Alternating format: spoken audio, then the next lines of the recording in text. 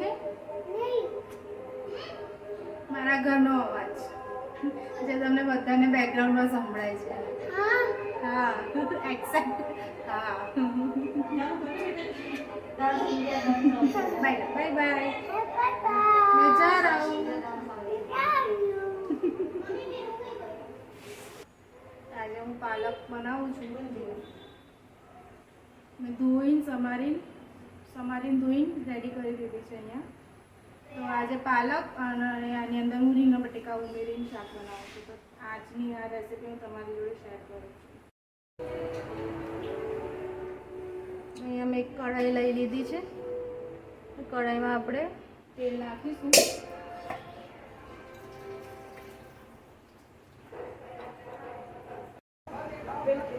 તેલ ગરમ થઈ ગયું છે. હવે આમાં આપણે જીરુંનો વઘાર કરીશું.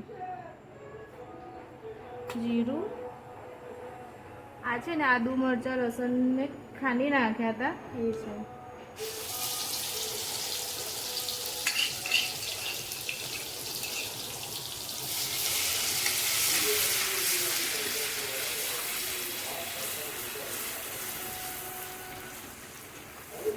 ટમેટા છે.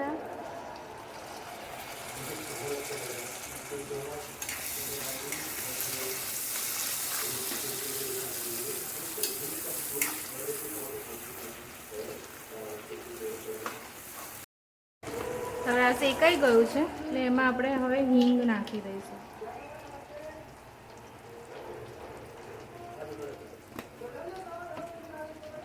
હિંગ નાખ્યા પછી થોડીક હળદર, કાશ્મીરી લાલ મરચું, ધાણા જીરું, ગરમ મસાલો તમે નાખી શકો છો પણ મેં આમાં નાખ્યો નથી.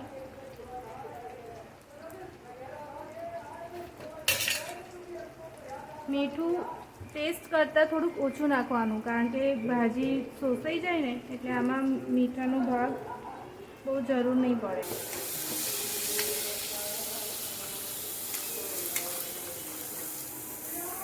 મસાલો અને ટમેટા બધું સરસ સતળાઈ ગયું છે. એમાં આપણે હવે ડુંગળી બટેકા એડ કરી દઈએ. સોરી, રીંગણ બટેકા.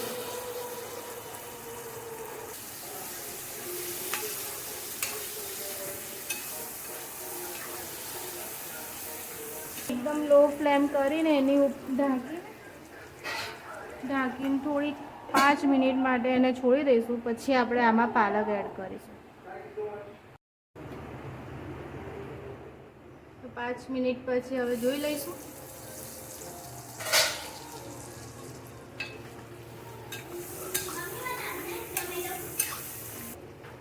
હવે પાલક આમાં બધી એડ કરી દઈએ આપણે. આને મિક્સ નહીં કરીએ, ફક્ત 2 મિનિટ પૂરતું ઢાંકીને રાખીએ કે જ્યાં સુધી એ થોડુંક આમ સોફ્ટ ના થઈ જાય. પછી એને સરસ રીતે આપણે શાકની અંદર મિક્સ કરી દઈશું. હવે 2 મિનિટ પછી થઈ ગઈ. હવે જોઈ લઈએ. ચલો એકદમ સોફ્ટ થઈ ગઈ છે ને.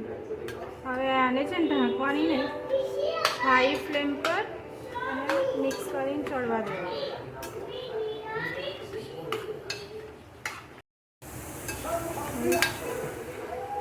શાક સરસ ચડીને મિક્સ થઈ ગયું છે.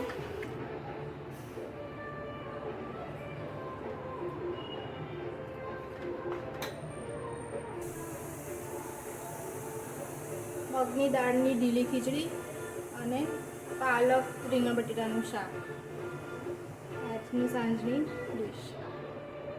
કોમેન્ટમાં જરૂરથી કહેજો કે તમને કેવું લાગ્યું.